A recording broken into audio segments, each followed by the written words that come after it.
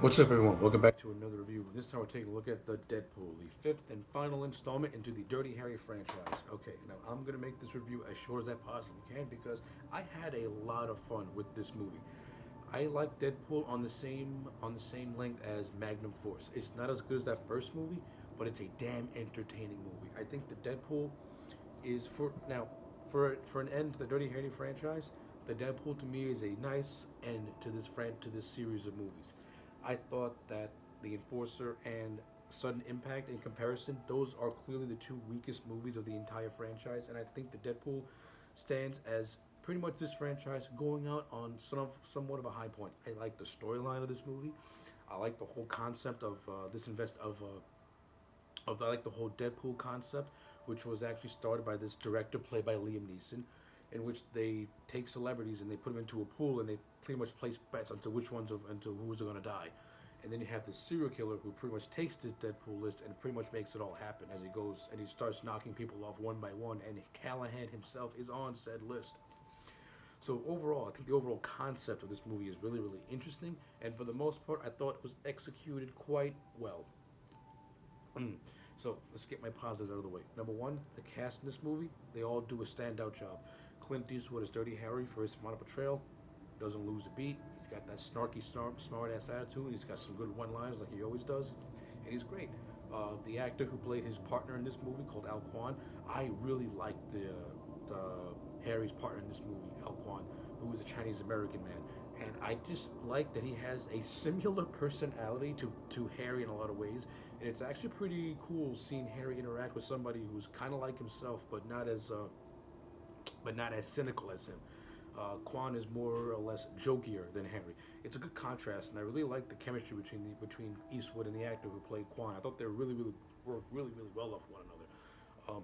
Patricia Clarkson's in this movie, who plays a news reporter who's also Harry's love interest, and I like her as a love interest. And I think they Eastwood and Clarkson work really well off one another, and I kind of buy this budding romance between the two. I think it works for the most part.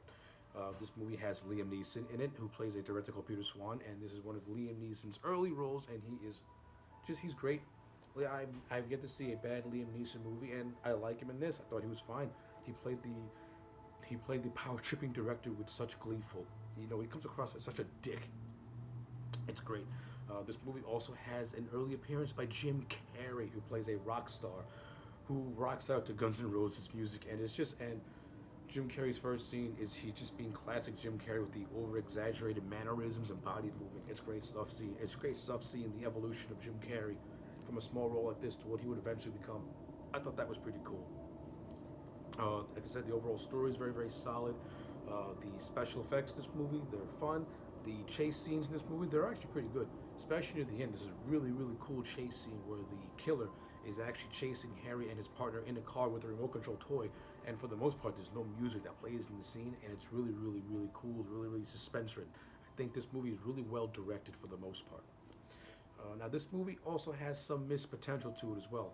So there's a storyline, there's a subplot in this movie where pretty much this mob boss is going after Harry. So after Harry pretty much confronts him in a jail cell, pretty much threatening his life, this mob boss assigns two bodyguards to kind of watch over Harry and keep him alive. And they didn't really do anything with that at all.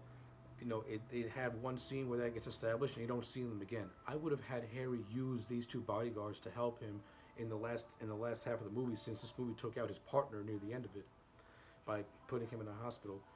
So I thought they were going to use the bodyguards to help Harry take down this killer. He would try to use them or whatnot, but it didn't really happen. Pretty much became a one man show.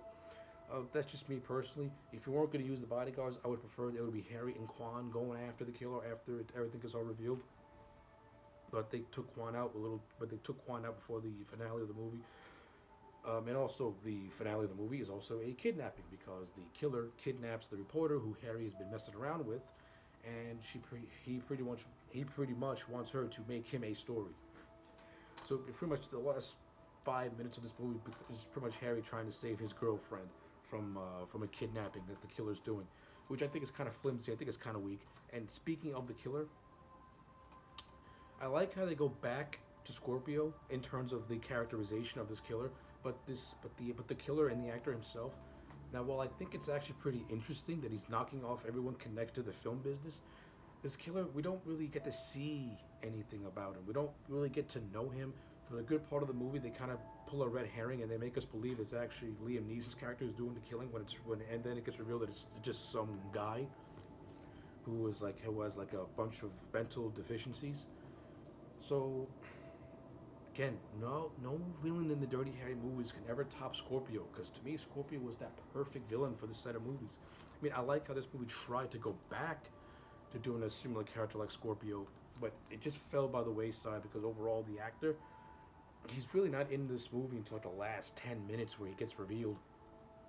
Other than that, he's kind of peppered in all throughout, but he doesn't have any menace to him. Doesn't have any aura or presence. And like I said, they should have just had Liam Neeson's character just be revealed as the killer, because at least Liam Neeson was doing a fantastic job as being this power tripping director. I would have bought it in the finale as well too. But you know, it is what it is. It is what it is. But overall, it does not stop my enjoyment of this movie. I thought like I said, I think Deadpool is one of the better Dirty Harry films. I like it on par with Magnum Force. It's got good acting, good action, solid directing. That's why I'm going to give it a solid 8 out of 10. Those are my thoughts on the Deadpool. Let me know yours in the comment section down below. Do you like it? Do you hate it? I would like to know. Like this video and subscribe, and I will check you back next time for more.